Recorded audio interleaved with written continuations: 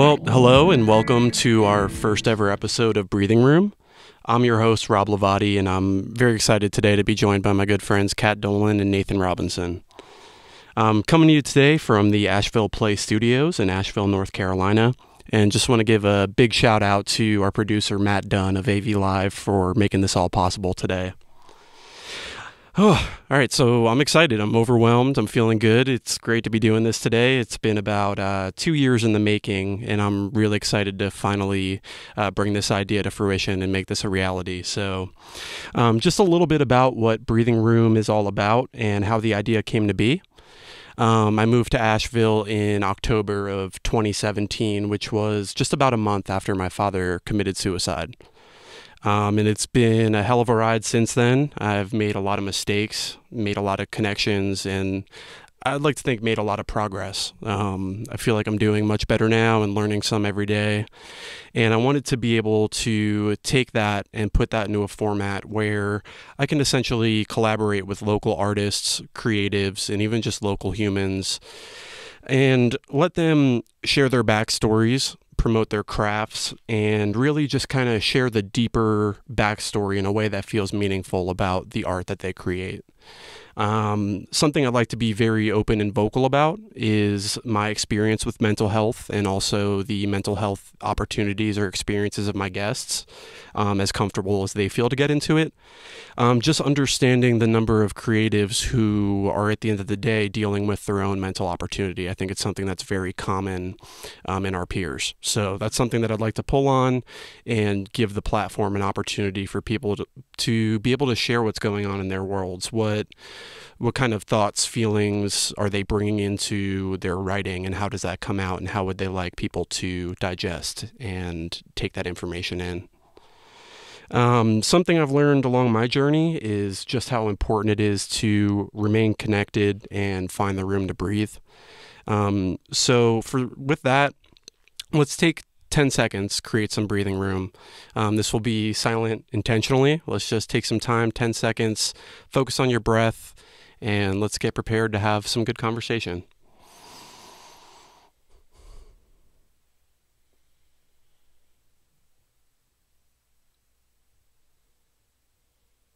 All right, awesome. It always feels good to breathe. We forget to do it sometimes, but it does feel good to be intentional about it and really go through the motions there.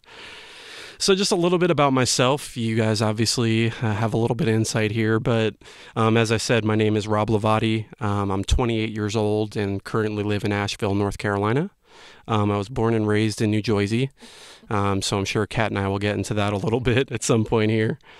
As my day job, I work as a consultant in the tech field and have through that, I think, had a lot of unique and organic experiences where I've been put into situations where I have to collaborate with people in this way and get to be the one asking the questions and really get to be curious and learn a lot about the people that I'm interacting with. Some of my side hobbies include going to therapy, straight up. I do that a lot. It's been good for me, so that will probably come out at some point in the conversation. Working with local artists in a management or agent capacity. I've been doing that for about a year on and off.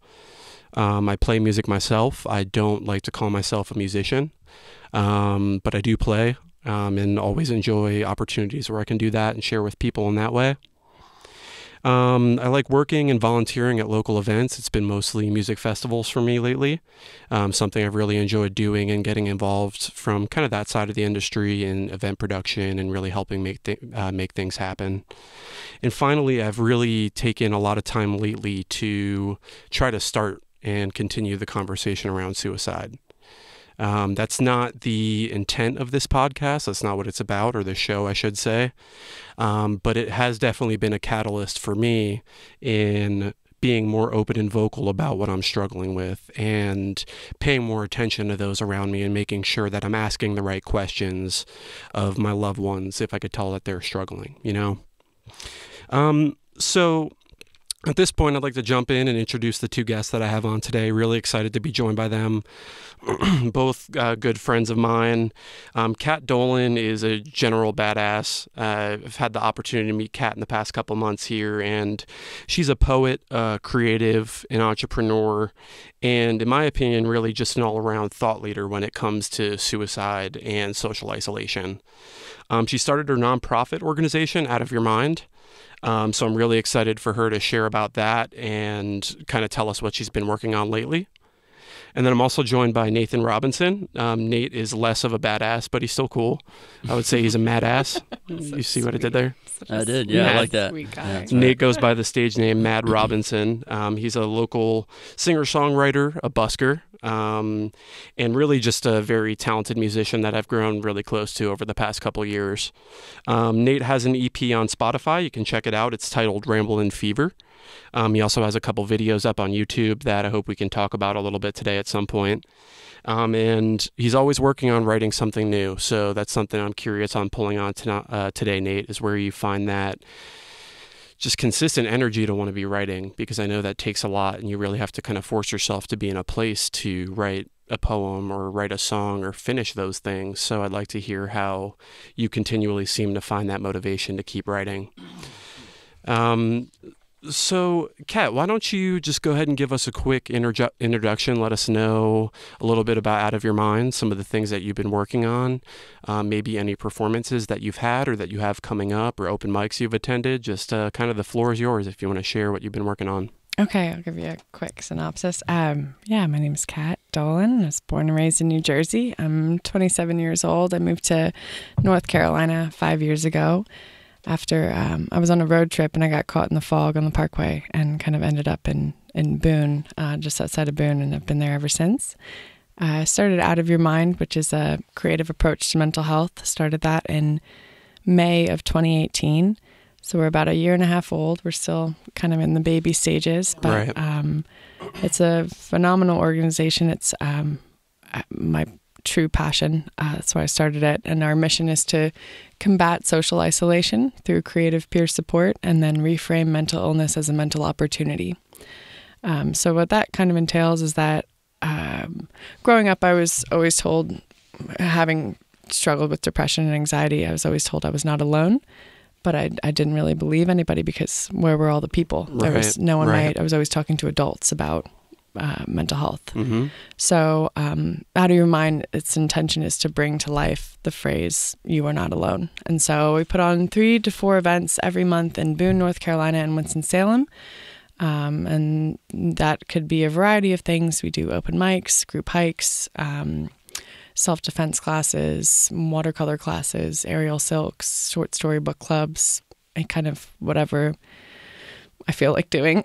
Right. Because I'm in charge of putting all the events on. Mm-hmm. So we kind of get the whole gamut, and it's a lot of fun. My day job, I do a lot of odd jobs. It's kind of like the mountain hustle. So my real focus is I do inspirational speaking for suicide prevention in high schools and at the college level as well. I also talk to business professionals and at mental health conferences and film festivals more recently. But when I'm not doing that, when I'm trying to make ends meet, I do a variety of things. I do house sitting. Right now I'm working on a Christmas tree farm, which is a lot of fun. If I didn't hard labor. if I didn't like Christmas before, I surely don't now. Right. Definitely killed it for you. It's just ridiculous. But it's a really good time. And so I've for the past 3.5 years, I've been living in a vehicle. So I was living in a school bus for 3 years, and been in and out of living in various cars. Right now, I'm in my van, my good old Dodge Ram conversion van. So that's kind of where I'm at right now. Very cool. Yeah, thank you for sharing everything there. And that's certainly something I want to get into in just a few minutes here, is what it's been like living out of your vehicle, some of the challenges that come with it that maybe most people wouldn't expect or anticipate, and maybe talk about some of the stigma that's around van life. Totally. I think there's definitely some of that still underlying, and maybe you have family members or friends who aren't too keen on your living in a vehicle. Be curious to pull on that and talk about it.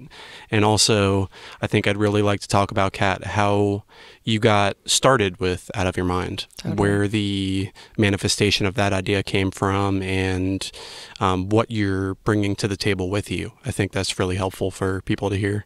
Cool. Yeah, definitely. Cool. So, Mr. Robinson, Nathan Robinson, why don't you go ahead and give us a little overview as well?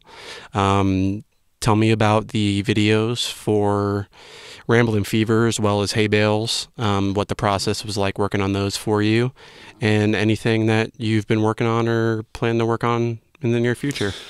Okay. Yeah. All right. Yeah. Let me start from birth here. Please don't. Please don't. Okay. No. Yeah. I've been in and out of Asheville, this area for the last 15 years or so. And I found songwriting when I came back here after I got out of the military. I played while I was in, and then I really just fell in love with the art of songwriting when I got out, and found that as a huge, a coping, like an outlet.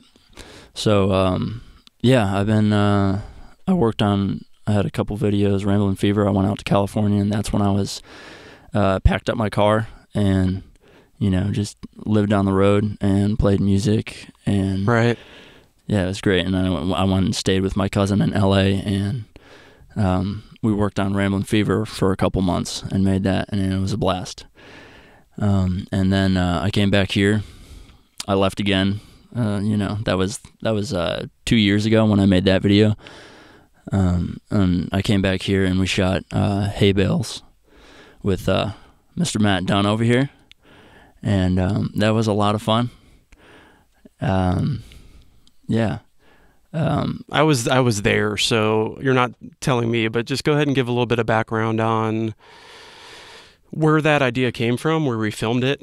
It'd be helpful, I think, to provide some of that commentary. And if anybody hasn't seen those videos, go check out on YouTube. They're both listed under Mad Robinson. Is that right? That's right. Yeah, you can find both of those, and you'll have an idea what we're talking about here. Yeah, so the character from the Hay Bales video just randomly came.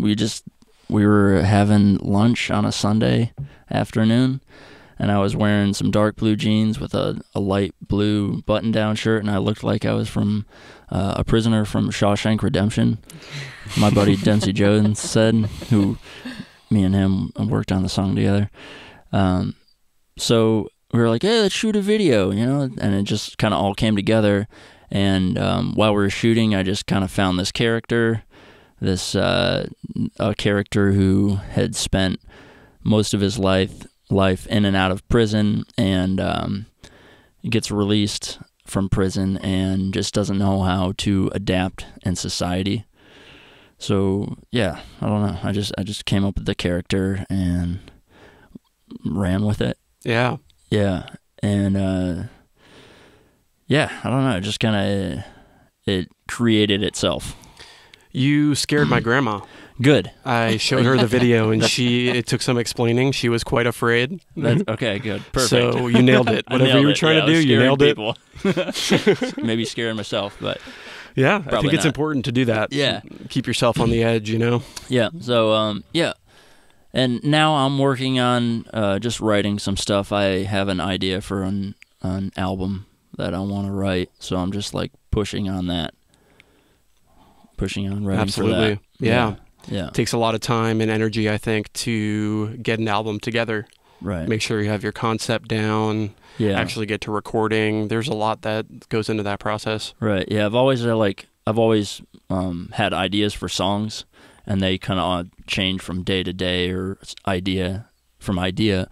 But this, I want one idea for, a whole piece, an album. Yeah. So you really want it to be conceptual. Yeah. Yeah, that's great. Mm-hmm. Yeah, I'm excited. So that's what I'm working on now. Cool, very cool. Yep. Well, something I wanted to pull on that I think I just heard you said, and Kat, I want to see if you can relate, is having a lot of song ideas or having a lot of poem ideas, things that come to mind in the moment, you get started, and they maybe never see a true proper finish. Is that something that you've experienced in your writing process? I know that when I'm writing, I often have the ADHD kick in and I won't be able to work on a full song. I will jump over to another partially written song and then jump over to yet another and struggle with that next level to go and actually complete something. Yeah, I mean, that happens to me all the time. There's so many bits and pieces. I always tell people if they ever find my body in a car accident, cancel, you should check the floor for the note that I was writing, because I was writing like a line that came to me and it was really good. And that's why, but I think that it's nice to have those bits and pieces, because with poetry and sure with songwriting, everything's connected. So you find one thread and then you kind of just piece the threads together, and sometimes the threads are short and sometimes they're long and they're fully thought out. But as long as you put them down and you don't lose the albatross, you can always go back to them and keep going. And sometimes the thought will stick with you and you'll keep going over and over in your head. For example, Nobody But Myself took me probably 2.5 years to write. Wow. I had the first line for 2 years and then slowly pieced it together, and then it all came out in one afternoon. That's great. So it's always good to keep those little bits. Yeah. Isn't that amazing when it happens? It's kind of like getting a straight line in a Tetris game where you maybe have a couple disparate things that you've written and somehow they piece together and make a cohesive work. And you're the only one who's psyched. Right. Right. That's all that matters sometimes. Yeah, no, that's exciting stuff. Yeah. So Nate, what's that experience been like for you? Oh man, I'm very scattered, especially lately, with writing. I'm just kind of all over the place because, I have that one main idea, and I'm writing something not daily but close to it, and it's like something different. So I have so much to pull from right now. So I guess the hard part is just like honing in on those pieces. And getting a cohesive voice, I think that's the most difficult part, especially when you're putting something together like an album or like a book of poetry. It's like it's got to all kind of link together. It can't be so random, or there has to be some kind of commonality. Right. Yeah. I think definitely. As the creator of those works, we can often overanalyze and get really stuck on this one doesn't really fit the theme or the message. But if you take a step back, you can make it fit. You can force fit the piece, and it could be something that does fit the overall plan, Yeah. I think I've done that a lot in the past, is just kind of like, all right, I'm going to finish this song. I'm really excited about it, so I'm going to throw it together real quick. And so now I'm like taking a step back. I'm like, oh, I'm going to put a little more time and thought into this because I want it. I love this piece, and I want it to be a little more special, and I really want to put the right pieces together, Yeah, definitely. Cool. So what I'd like to talk about right now is pull on an experience that I know you both have had. Kat, as you said, you're kind of currently living in your vehicle right now. Nate, I know you've done that in the past. You've traveled around the country in your van. Let's talk a little bit about what living out of your vehicle is actually like for you. What are some of the biggest challenges? And I'm curious how it impacts your writing. Biggest challenges? Oh, gosh. Do you want to go first? Biggest challenges of living in the van. I'm curious. It's a very common thing. I mean, it's something you're seeing more and more, especially in the Asheville area. There are a lot of people willingly choose to live out of their vehicles and seem to take a lot from it. So what has it been for you guys? Maybe privacy, or trying to find some isolation. Yeah. On top of, showering. If you're traveling and you don't have a gym membership, or you do have a gym membership, because that's how I did it. Right. And there's not one within 300 miles. You got to figure out, a way of cleaning yourself, hygiene. Yeah. I think it's romanticized in that sense. And it's so funny that so many people are, online, it's so glorified and everything, but I've been to van life rallies before, just for like tips and tricks on how to keep insulate the van and things like this. And I have yet to meet someone who lives in their van full time. I mean, it's not a thing. It could be for certain elongated periods, but I mean, you just can't. You can't. You can't. It's so difficult. And for the reason for showering, for the reason for not having privacy or isolation, or, I mean, think about it. I recently moved into a room in a barn even, and I remember the first day I was there, I just sat in my room and read all day because I hadn't been able to sit in my room. Yeah, you crave that space. Just sit, and during the day, just sit in one room because it's too hot in the van, too cold in the bus. You know, I always had to be somewhere during the day, and you know, you're really in your van or bus or whatever to sleep. Right. And that's kind of it. You really can't do much else. But that, yeah. I guess that is the hardest time, or hardest thing, is like spending time in your van. You know, like you got to have a really comfortable van to like want to just chill in there. Yeah. So that was kind of difficult. Tell me about your vans. I want to hear. You have a Dodge Ram Cat, that's right? I do. I have a, it looks like a Scooby-Doo van. It's so sketchy. I have a van. I got it 3 years ago when I came back from New Zealand. I was living over there for about 5 months, and I was living in a Subaru Impreza that I had bought. And so coming back and buying the van was just the lap of luxury. Right. Big upgrade. Just amazing. Yeah. To not have to sleep in the back seat, to actually be able to sleep diagonal and fit pretty okay was amazing. Yeah, but the van it smelled, I call it the litter box, because it's attractive. It smelled like a litter box when I got it. It was super moldy and leaky, and it's still that, but I took the rug out so it doesn't smell as bad. But what kind of van do you have? I had, it was a Plymouth, whatever it is. I can't even remember the name of the Plymouth minivan. Yeah, you know those gray. It was like a '93 Plymouth. The name of the van is. I can see it. Yeah, you can see it. It's got the one sliding door. It's the one on the cover of El Camino for the Black Keys. Oh, yeah, nice. Yeah, Okay, it was one of those, sick. just a gray one. So, and I moved into that from an Impreza. Did you really? It was a hatchback one. Yeah. You had a hatch. I did not have a hatchback. Oh man, that's pretty rough. That's rough. I know. Yeah. That's super rough. I could stretch out and my feet would, just kind of stick into the dash a little bit. Oh my gosh. But yeah, it was luxurious for me. Oh, kind of. Well, I mean, as much as it can be. As much as a van can be. Yeah. Yeah. So Nate, would you say that you're between vans right now? I know you're often longing to get back into one. Yeah, I'm longing, dude. I'm in a house and it's too damn big. I got too much room. I just can't wait to be squashed into a van again. Isn't it so funny, because you talk about the challenges and how people romanticize it and how nobody can, it's true, nobody can live in a van full time, but then you get into a house and you're like, yeah, you miss it. Oh my gosh, like everything's so convenient, like indoor plumbing. Like I remember I moved into a house, or anytime I'm in a house, I'm sitting there and I'm like, oh my gosh, I can hear the refrigerator humming and I think I'm going to lose my mind. Like I think I'm going to lose it. And just the fact of not being able, you're so removed from nature in a house.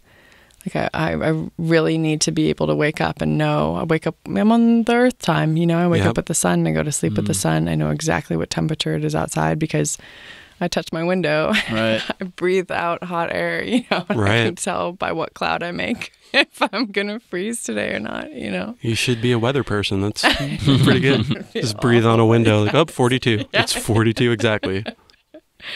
Yeah, it's a nice thing. It's being, like, very close to nature. Not straight up homeless where you're always in nature, but you're close to homelessness, Yeah. You're teetering that line. Yeah.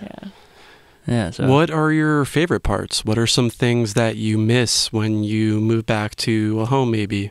What are some things that you look forward to? And Nate, maybe some of the reasons that you want to get back out there? The freedom. Yeah, a little more freedom, and like maybe like less bills. I'd like to cut out bills, of paying rent. That's just money going to the wind, where I can like put it into something that I want, I could, to buying a nice van or whatever. Yeah, man. And just like going and sleeping anywhere I want. Mm-hmm. Like I could go out and sleep in the woods somewhere. Right. I like the freedom.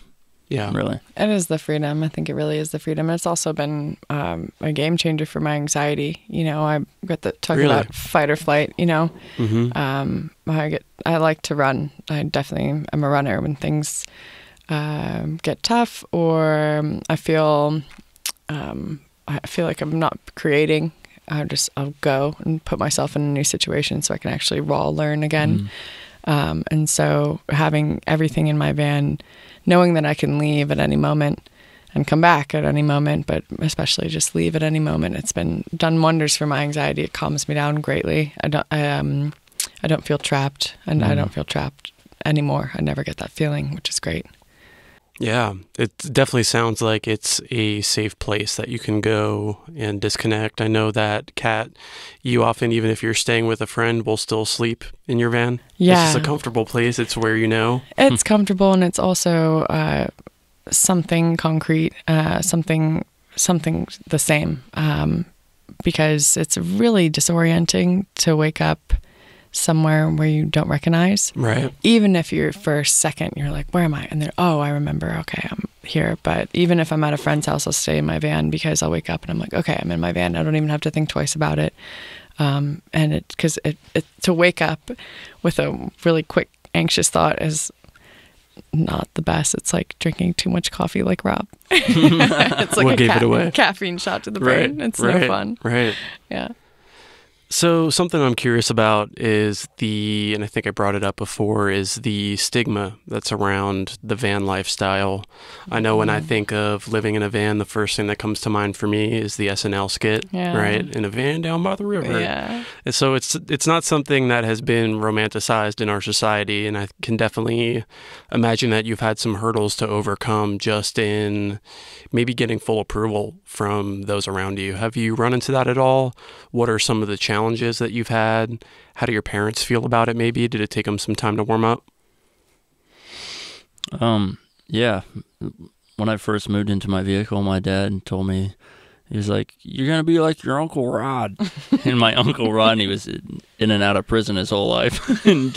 and on the spectrum, if you will. Mm-hmm. And yeah, so he had a rough life.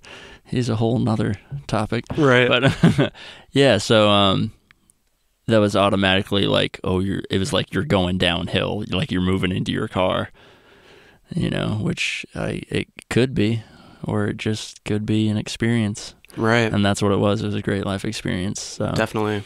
yeah, it's definitely that. At what point do you think your dad kind of changed his tune on that a little bit, or does he still not see eye to eye with it?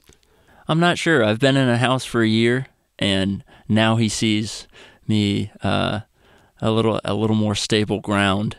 So I think if I were to move back into a van, he's like, "Oh, I don't know, what are you doing, you know? You're gonna be like Uncle Rod. You're gonna be like Uncle Rod." Yeah. Yeah, I think it's tough. I mean, a lot of people. I don't know. No one said anything, but you feel people's energy. You know, when I pop open my double side doors at 7 a.m. and I crawl out and smelling however I smell for however many days I've been on the road, and people give you looks, you know, for sure. When I go to get coffee at some place and I'm brushing my teeth in the bathroom and washing my face, and I come out and, you know, just it looks like I've just washed my face. You get a look. Or if you go to the laundromat and you pull all the sheets out of your van, you know, people kind of give you a look. But I don't really know why. I guess I think I'd like to think that a bit of it is curiosity. I was just about to say that. Yeah, I don't really think it's judgment too much. I really truly think it's curiosity, and even if it was judgment, you know, I'm from Jersey, so I don't care. Thick skin. So what are you looking at? Yeah. Got a problem? Yeah. Keep it to yourself. Yeah. Give me one of your better on the road stories. Being in the van, maybe at a time where it seemed like things couldn't go worse, and then they do. I imagine when that happens, when you're on the road, you can definitely run into some challenges, and you're kind of at the mercy of the performance of your vehicle if you have a destination to get to. Nate, there's one story that comes to mind of an experience that you've had that is related here. Yeah. Which one is that? Is that losing my vehicle completely, or you want to hear that one? that one comes to mind too. That's a good one. Well, so I completely lost my vehicle. I lost my brakes coming down the PCH. And I was coming up to a one-lane road where the road had fallen out. It's that part where the ocean is on this side, and there's a big cliff on this side. And there's a red light, and there's 3 cars sitting at the red light. And I'm hitting the brakes, and I'm pulling my e-brake, and nothing's happening. I'm doing like 35, 40. So I weave around the 3 cars, and in between the car and the concrete barrier and onto the one-lane road towards oncoming traffic. And so I run up onto the embankment, and that stops me, but it totals my car. Right.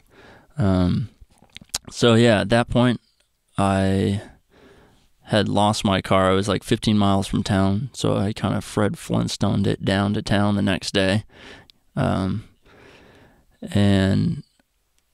sold it for $20 because no one was taking any scrap metal at the time, and it wasn't worth anything. And the guy gave me $20 and a ride back to town. And so I went from there without a vehicle, and that was a whole new experience. Right, yeah. Right. At that point, you crashed your house. I crashed my house, yeah, and I took only what I could carry. And it was great, man. That's where Ramblin' Fever came from. I went homeless from Northern California and hiked it down to San Francisco and got a bus to LA and stayed with my cousin. Yeah, and that's where that video came from. So I can't complain. It was scary, and it was definitely an experience. Yeah. Yeah. Yeah. You definitely put me there with you, and I can't really imagine what I would do in that situation. It sounds like you did a good job, So kind of scary. like Bruce Willising your way. Yeah, Bruce Willis did. Yeah. But yeah, I can't imagine being in that position where it's like, okay, where am I staying tonight? Yeah. Yeah. Just adapting. Right. I had a friend who lived 40 minutes away, so that was I took a bus and I went and stayed with her for a week. And we played music. She's a musician, and I kind of got my head on my shoulders, and I realized, that wasn't my end destination, staying there. I was like, I got to keep moving. I got to keep the wheels rolling, even though they're feet now. Right. Yeah. So, yeah, it was great. It was a lot of fun. Yeah. Yeah. You were able to take something from it that maybe you weren't expecting and probably didn't appreciate at the time. Yeah, I didn't know what to do, Yeah. really. But all in all, it's kind of like what I set out to do. I left with the fear of not knowing, and it's that's where true adventure comes from. It's just not knowing what you're getting yourself into, really. Yeah. And then something like that happens, and it's wonderful, man. Yeah. Yeah. Yeah, you really only have yourself in those situations. I think that's one thing that van life has taught me, or living in a vehicle. It's like, okay, if I freak out right now, I'm just going to be freaking out, and that's not going to help me figure out what's going on. And the adventure begins when everything goes wrong. And so it's like, oh, okay, I guess I'm not meant to have a car. Yeah, and it really builds some inner confidence, and you can find some strength within it, and that can definitely help your mental health as well. Your self-worth, and that's a powerful drug. Self-confidence. Yeah, it really is. Yeah, you are your home. You and are when your you're home. Yeah, and when you're backed up against a wall like that, and you really have to get creative and figure out what you're going to do, I think that's a really good time for that to shine through. Totally. So Nate, I think now's a good time. You have a song that is related to living out of your van. It's called Blue. Yeah. You want to play that for us real quick? Yeah, I'll play it. Yeah. Play the song. Yeah, that'd be great. And then I'd love to spend a couple minutes talking about it and what went into the writing of it, and kind of what feelings it brings up for you now that you're playing it. Okay. Okay, all right. Yeah, so I wrote it in my van.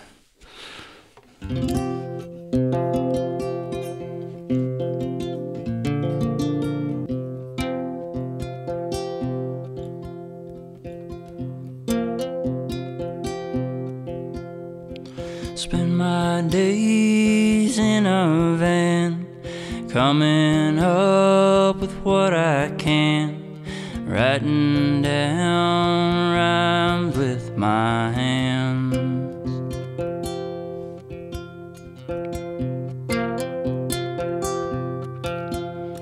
We'll tear a hole in outer space, don't blink an eye just in case. Hey man, we're staring at the moon.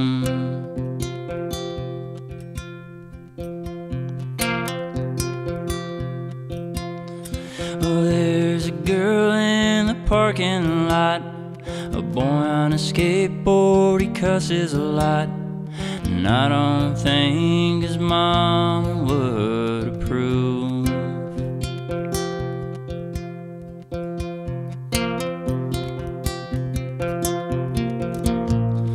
When are you coming home, dear boy? We missed you.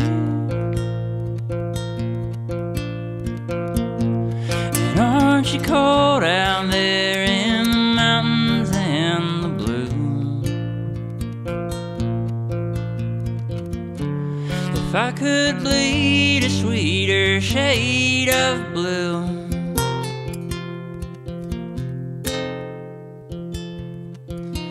for you, for you, for you, for you, for you, for you.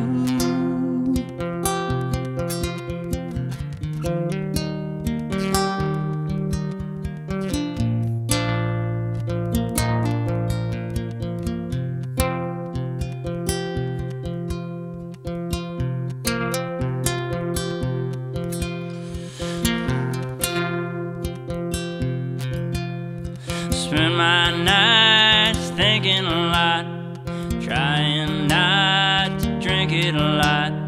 The absent bar right down the road.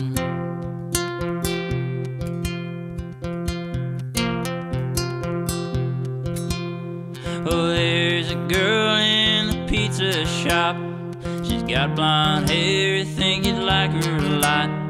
She'll laugh with you and laugh back with me.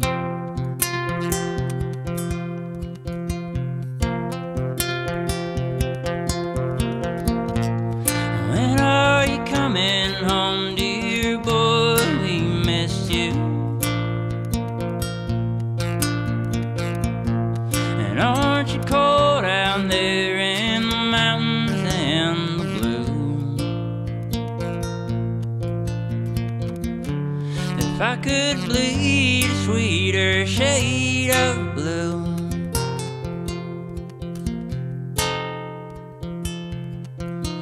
for you, for you, for you, for you, for you, for you.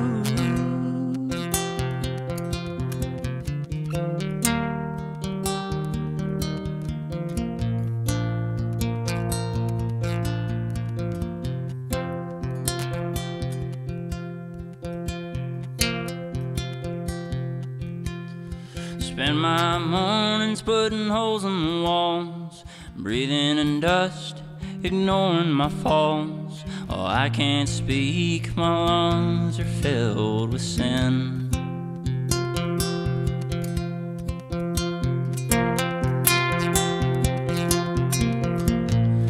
When are you coming home, dear boy? We miss you. And aren't you cold out there in the mountains and the blue? If I could bleed a sweeter shade of blue,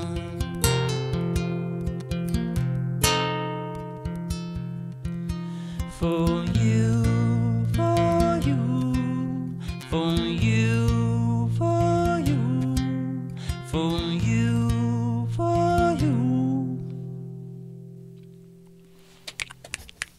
Awesome. Way Thank cool. you. Clapping. Thanks for sharing, man. Yeah.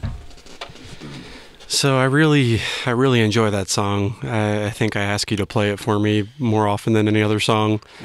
All right. When I hear it, I can almost picture you being in the van. For some reason, the sun is rising or setting.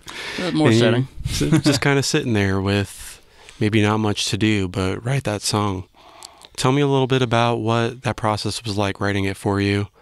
Where were you? What was going through your mind, and what does it feel like when you play it now? Well, it always takes me back. It's one of those songs that paints a picture in my head and takes me back to where I was. I was in Breckenridge, Colorado. This was last summer, and I was in the Plymouth, whatever it was. Black Keys. Hey, Jamie, look that up. Voyager, maybe? Is that it? I don't know. That sounds cool. That sounds pretty cool. Yeah. So, yeah. It was a Sunday evening, and I was in my van with nothing else to do besides do what I love and write a song. And I think the song was like it's like a letter from my people back here, asking me, when am I going to come home? Right. And the verses is like me saying, where I am and what I'm doing, and kind of just being this, the manic part of me, like these lines that some of the lines didn't even make sense to me at the time. Right. But when I think of them now, it's like, wow, that was just me, just like the crazy, weird thoughts of I'm out on the road and I'm like, just come up with these stupid lines or whatever. Right. Yeah. Where was I? That's a great question, Nate. Yeah. Yeah. I didn't follow you one bit. No, yeah. No, I'm just kidding. That doesn't make any sense. Did anything come up for you, Kat, in hearing that? Was there anything that you wanted to kind of pull on? If not, I have another question lined up. So I just wanted to give you the opportunity. I just really enjoyed the imagery. And like you said, I can really feel and kind of visualize where you were. Kind of, I got the whole in the van at sunset. I can relate. So yeah, it was really lovely song. Yeah.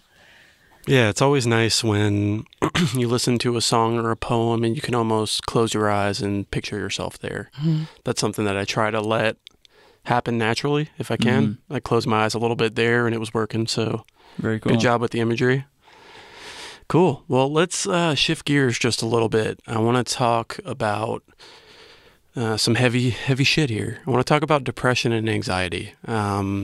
We've had the chance to talk a little bit about this beforehand, and I think we can all relate on this front with dealing with our own mental opportunities here.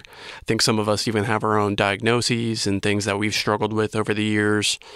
So maybe to kind of kick things off, Kat, if you would you be able to do Nobody But Myself for us? Yeah, I'd love to. Yeah, okay. So this is a poem called Nobody But Myself. I think my depression is sexy. When I see her dancing to jazz tunes under blue light in a wooden bar, her dark curls sway with her hip clicks and honey-colored drink, I think my depression is a movie star. But maybe no one let her read the script. She's quick to improvisation, played out with such motivation, you'd never guess she's pretending. I think my depression makes magic. I've never seen someone make sadness disappear the way she does. The drinking persistence or her magician's assistant erase the bad days in an instant. She saws her anxieties in half, and unable to cadaver them back, she breathes a nervous laugh. I think my depression feels nothing. At least she tells me so while she stumbles home sloppy, swaying. She's laying on my side of the bed when she drunkenly mumbles she wishes she was dead, but maybe it's all in my head, so I don't worry. I won't wake her. Tomorrow, I'll keep trying to save her. I think my depression is lonely. She never leaves my side. But she won't eat the food I make her, and I can't predict when she's gonna cry. I tell her she has to try. So on the bad days, we snip the sizing tags from her jeans and tape the self-harming scissors shut. On the bad days, we dance shoeless and tell each other we are enough. And on the good days, because we still have good days, she wonders why she ever tried to give up. But one good day is never enough. I think my depression is suicidal. I tell her, if she won't love her, I will. Because even the shit pieces increase her uniqueness. I tell her she won't believe this. But she's the only good thing I've got. She's the only one who reminds me to feel something. I want to feel something. I want to feel as real as my depression feels to me. So please, I beg of her, don't leave. It's getting worse. She screams, but I'm quick to burst. I love you. I loved you first. I think I am my depression. And I think my depression is sexy. I think I am complex. I am loud. I am beautiful. I am strong. I think if I wasn't this good at being sad, I wouldn't have made it this long. I think my depression is my superpower. I think my depression allows me to feel. I think my depression must be a poet.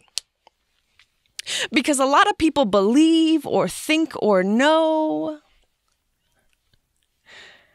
And when you believe or think or know, you are a lot of other people. But my depression, she feels. I feel. And the moment I feel, I am nobody but myself. Wow. That was incredible. Thanks. I have the chills. Oh, thanks for listening. No, that was really great. Thank you so for much. sharing that. Thanks. Yeah, it puts some things into words that I wouldn't have come up with on my own. The way that you're able to personify depression, and really take an objective look at it and say, this isn't going away. I've tried everything and it's here to stay. So I might as well love it. I might as well learn to live with it and learn to use some of the powers, as you say, that come along with it. And I think that can really only start to happen when we stop fighting it. Absolutely. Yeah, I mean, I got diagnosed when I was 15, and they're like, you have clinical depression and panic attacks and anxiety, and it's never going to go away. And so I was such an impressionable age. I was like, okay, I'm the depressed girl. Okay, that's who I am. This is my identity. And after fighting it for so long, especially being medicated for so long on so many different types of medication, it's like always trying to like suppress her, personifying depression, just trying to suppress her and hide her and make excuses for her. I was just so sick of it because it's really, if you look at, I studied English in college, and you look at all my favorite artists, and they're all alcoholics or committed suicide or super depressed, and they always talk about, you know, the tortured artists. And yeah, I mean, when I am depressed, some of my best writing comes out. When I am anxious, it produces some of my best writing. So why am I trying to quell that? Why am I trying to hush that? And so that first line, you know, I think my depression is sexy. It just was, you know, let me say something to her that maybe she's never heard before. Right. Maybe something that'll keep her around, and maybe we can work together at this, because I know she's going to come around. My depression is going to come around, but it doesn't have to be awful. We can have a good time, you know. We can really bounce off each other and use the energy to produce something positive for both of us. Right. No, that's very well said. Yeah, I love that. Such a great mentality. I mean, it's like the only way, right? Especially when it's forever. It doesn't go away. It might go away for some periods. Right. But it comes back, and I just don't think it's that bad. And it just kills me, you know, for lack of a better phrase. It really, it's painful to hear people say, oh, you know, I'm going to my therapist, or like it's all whispered, or like. Right. Oh, it's hush. We can't talk about that. We can't talk about people's Right. depression. Or You like, can't be sad. It's not allowed. yeah. You know? Or even just like, you know, people saying, oh, well, here's a heavy topic, you know, even. And it's like, it is a heavy topic. It totally is. Mm-hmm. But it's not something it's not taboo. It's not Not something, at all. And I think, you know, and that's why Rob and I have talked about this, and that's why I coined the phrase mental opportunity, and I use it in all of our Out of Your Mind events, because once you say to someone, hey, oh, have you been, I've just been working through a mental opportunity lately that's been taking up a lot of my time, and I think I'm getting close, but it's just Right. I've been writing a lot and trying to suss it out. I'm just working through it. People are like, oh, cool. Like, what's that? You know, Right. what have you been doing? Can I have one? Can I have one? Can I hear your song? You know? Right. So it just opens up, puts a positive spin on something that can totally be positive. It's just perspective. And something that you can totally and should totally talk about. Right. That's something I've been trying to carve out the space in my life for lately, is being really honest with that internal voice. And if it's depressed, letting people know in my own way. And now I know I can just say I'm dealing with a mental opportunity. Yeah. And That people sounds are so a lot better. They're so confused. Sounds a that lot they're better. just like, great. Yeah. Yeah, right. Like, cool. Right. Like afraid to ask. Kind Right. of, yeah. Yeah. It sounds a lot better than like, man, I just can't even leave my room. There's a lot of shit going on. Mental opportunity. That's an opportunity. That's Yeah. great. How does your mental health impact the work that you do? I'm thinking really from a creative sense here, and I want to open this up to both of you guys, because I think we just hit on a really interesting dialectic, which is maybe there are some parts of anxiety and depression and mania that can be really good for creating, if you can use it as that power and kind of hone in on that. Have you guys had that experience at all? Yeah, definitely.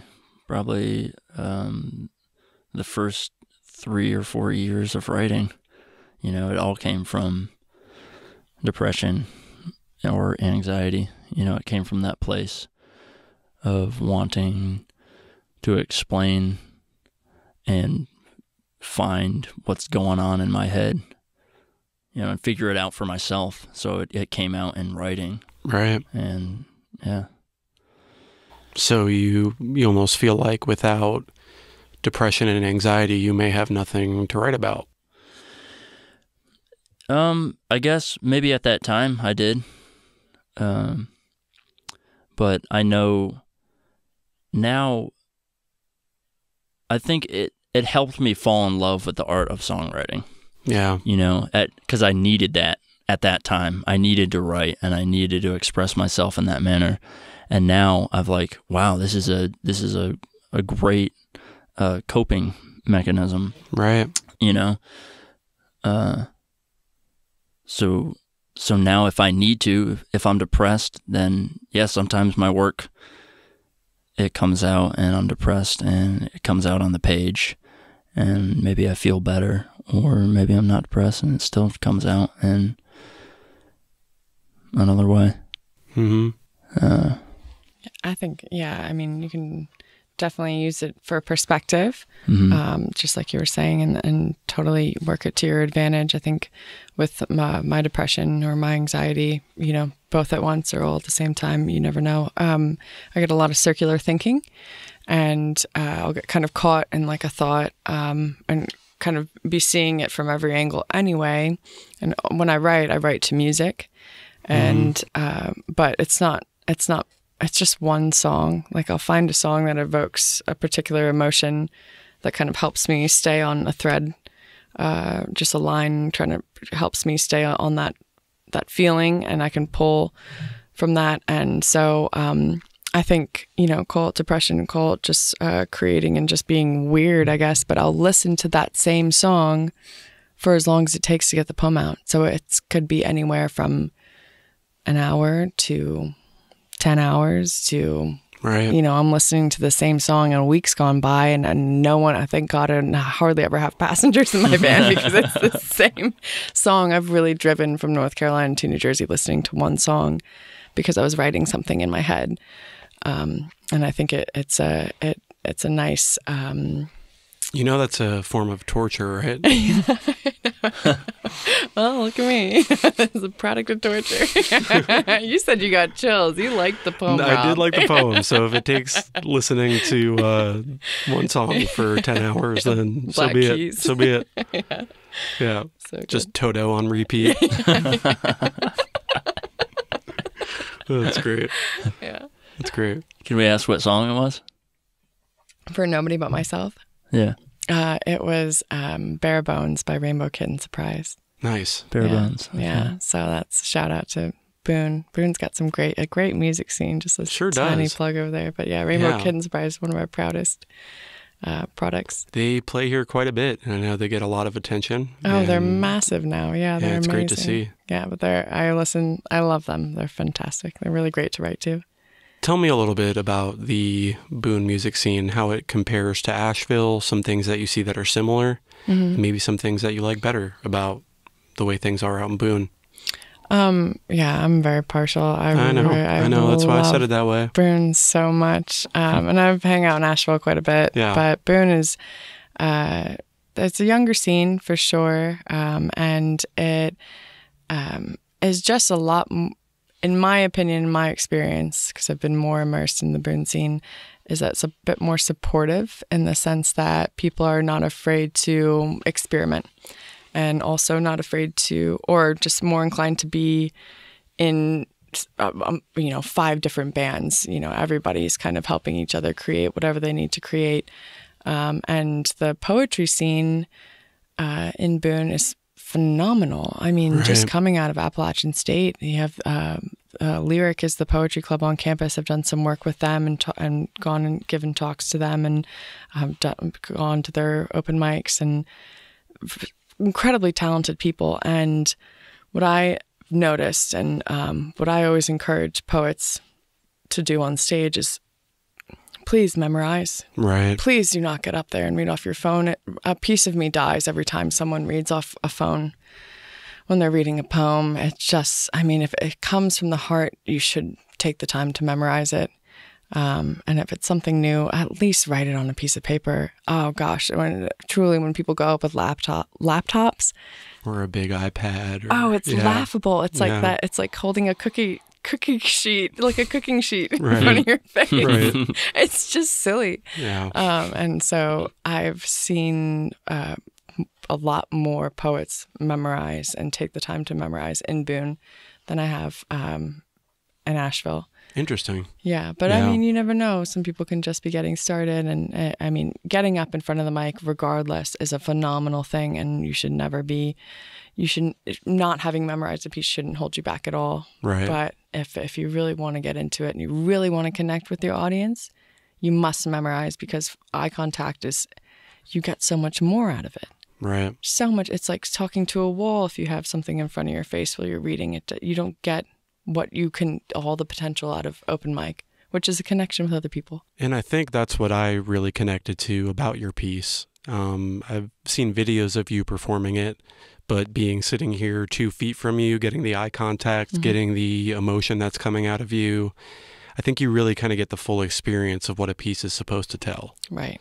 And I think the same is to be said for a musician as well. If I see someone who doesn't take the time to commit lyrics to memory, or somebody who even has a music stand, I make a mental note of it. I don't know if I judge it. Maybe I do. But yeah, it's the same thing. I think it's the art of performance. It is. Right. And that's the thing. You can be a musician, you can be a poet, but if you're a performer, you're on a whole different level. Right. Yeah. Yeah. What are some of those other things that you think go into making a good performer? And kind of taking that a step further, Nate, I know you've done some busking in Asheville. What are the differences if I'm going to go up on stage in front of a captive audience and share my music or share my poems, or if I'm going to be out in front of mass general trying to create that energy and want to captivate people? Are there differences in how you perform? Versus busking or on a stage? Yeah. I don't take busking as seriously, but for the most part, if I'm playing, I play the same if I'm playing a song, and if I have listeners especially. If I don't have listeners, that's another thing. If no one's out and there's every minute someone walks by, it's unless I'm really lost in the song. Right. But that, I guess, is the main goal, is to get to that point where I can lose myself in the song, and that's where I find my ability to perform, I guess. And if I'm on a stage, then I feel like if I can lose myself in the song and find the picture that's going through my head when I wrote this song, maybe it'll be portrayed to the people in the audience, and maybe they'll feel that, Yeah. Yeah. Are there any differences to the craft? I mean, the things that you would need to be successful as a busker? I imagine there's a little more glam to it, if you will. You have to kind of look the part and play it up a little bit and maybe add anything you can to draw people in other than just your sound. Yeah, definitely. And I don't really do that. Yeah. I do busking mostly as an outlet for myself. It's a way to practice. A way to practice and maybe some extra cash.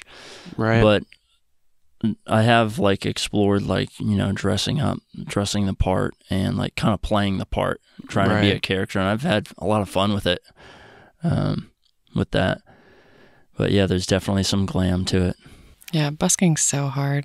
As it took me, I've done it the past 2 years, and I did it in Paonia, Colorado, which was just for fun. We were just practicing. We actually made some money. I did it with my friend Paige O'Donovan, who's an incredible singer, songwriter, and then we did it on Pearl Street in Boulder, and it was super difficult. We had her dog and in Paonia, and her dog will, when she hits the high notes, her dog will howl with her. Yeah. So that got quite a few tips. That was the draw, but it's really, really hard to perform poetry on the street because you have people walking by. Maybe they hear a line, maybe they stay and listen, maybe they don't, Right. So it's a really difficult. I wouldn't do it if I didn't have someone playing music with me. Yeah. Have you seen the guy in Asheville who writes poetry on demand? Oh, on the typewriters? As busking? Yeah. Yeah, I've seen a couple of them. Interesting concept. I think, Nate, maybe you got a poem from him. Yeah, I got one poem from this kid Daniel that I know. He's not here anymore, or in this town. But yeah, I thought it was interesting. Yeah. Yeah. It's a neat way to maybe circumvent that and take something that is maybe harder to share in that setting, poetry, and still make it unique and something that people can take with them. Yeah. It's definitely a shtick because it's tangible too. You Right. know? I think out of any busker, I don't know if they make more than music, but they might, because it's something people can hold on to. And, Right. Right. I just got to work on my forearm strength if you're going to carry a typewriter. typewriter. Yeah. I always see them, and some of them have got big rigs, and I'm like, they're shoot, heavy. is your van close by? Yeah. Yeah, for sure. You just assume that they live in a van. At this point, yeah. That's funny. 90% probably live in a van. Yeah. Yeah. All right. Well, that's a great way to bring it back. We talked about quite a bit today between just the van life, maybe some struggles, good and bad, with anxiety and depression. I think we might have kind of cut that conversation short a little bit. I'm not sure if there's any saved ammunition or thoughts that you guys have on anxiety or depression, your diagnosis of those things, or just what it was like finding out for yourself that you have them, and what that journey's been like. Is there anything that comes up for either one of you on that? Finding my depression. Yeah. It's, I don't know. I don't have anything right now. Right. Yeah, I think I don't know. I like I say in the poem, and I meant every word because I wrote it. I really think that depression is my superpower because it's allowed me to connect with people in a way that they otherwise wouldn't connect with anybody else. Because at this point, I mean, shoot, it's no secret, like I've started a nonprofit organization for mental health. Right. And I've branded myself as like a suicide prevention speaker. So there's, I'm very, very open about it. And I think just my being open about it and when I perform, and I'm sure when you perform, I mean, it's a common occurrence for people to come up to me and just say, thank you. Yeah, I felt you. It was a release for me. And then they'll tell me some story about their experience with mental health. And it just opens the door. It gives, I think it helps give other people confidence, when you write something that comes from the heart and something that's relative to the head. People they become free. They get a free trip in the van. Right. Yeah, people can definitely feel that. That's something we talk about quite a bit, Nate, is if we're out at a performance, watching a band or watching an artist, I think people can tell when something's authentic and where it's coming from. Absolutely. And I think for me, that's the most important part of performance art, is if I can see through something and it doesn't feel authentic to me, I'm going to have a really hard time staying engaged and connected. Oh, totally. But if I can tell that what I'm hearing is coming from a genuine place, more times than not, pretty captivated by it. Yeah. Good performance. It's like nobody wants to watch bad acting. Right. Yeah, that's a great way to put it. It comes from the heart. It's a full body experience. Yeah. Yeah, I think something that's been a really interesting part of the journey for me is just figuring out, number one, the difference between my depression and anxiety, because I think they can manifest in similar ways sometimes. And also just learning exactly how it is that they show themselves in my body. Right. That's something I've been trying to meditate on quite a bit, is just, okay, what is this that I'm feeling? Oh, it's just anxiety, back paying a visit. I need to go lay down for an hour, or like eat some chocolate, or just get into a different environment, And I think when you can start to learn your body and learn your mind in that way, you can really help minimize the impact that those things can have on you. Oh, totally. And I think it comes back to what you were saying before, which is just being open about it. Being able to communicate with the people around you that, hey, I'm just in this really anxious place today and I'm having a hard time. Could you give me some space? Yeah, just getting creative and expanding your vocabulary. That's why that's why I came up with mental opportunity. That's why I came up with Inky Black Days, my black dogs following me around, just whatever makes sense to you, however you can. It reminds me of Big Mouth on Netflix. It's a show that just came out recently, and one of the personifications, if you will, that they have in there is the Depression Kitty. So it's this cartoon cat that follows one of the characters around, and that's something I was visualizing while you were reading your poem before. It's just this fitting. Really kind of cute way to talk about depression that, it can make you feel pretty intensely. Yeah. Absolutely. But I mean, again, and this is something we've talked about before, is that it was so much easier. The moment I decided to personify my mental health as somebody outside of me was the moment I was able to finally take care of her and address my depression and actually take care of myself. Right. Because it's so much easier to bring soup to your friend when you're sick, and it's so difficult for some reason for us to take Advil when we have a headache, or, you know, take a lie down when we've been going at it too hard. You know, it's when it's somebody else, we care. We're much more inclined to care. Yeah, if only soup would make us feel less depressed, well, right? We can just eat some soup and we're good to go. This great soup. You're gonna have to share the recipe. No soup for you. But I want some.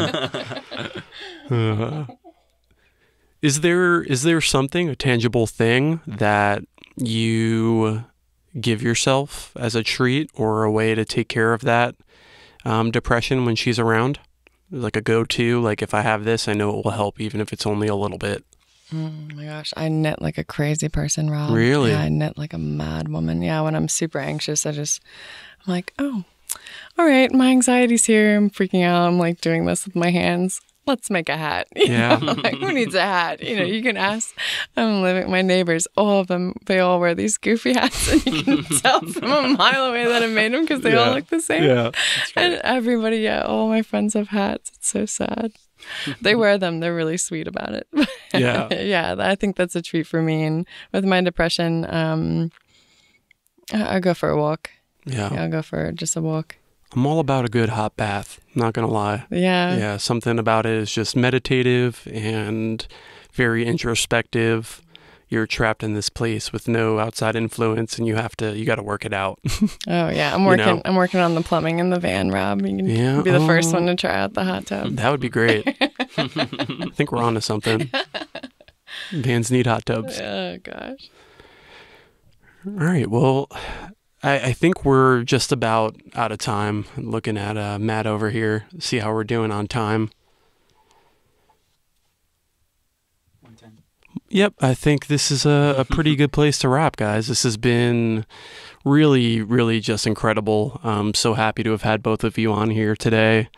Think I learned a lot and really appreciate you sharing your art with me and just sharing your experiences. Again, this has been called Breathing Room. I'm your host, Rob Lavati, and I'm just joined today by Kat Dolan and Nathan Robinson. Sometime later this week, I'll be speaking to some members of a local band. Just throw a little teaser out there. Not going to give too much information. Rob, you didn't tell me. I'm so excited for you. I know. I'm keeping it under wraps. Okay. So stay tuned for that. And until then, don't forget to breathe. Thanks, guys.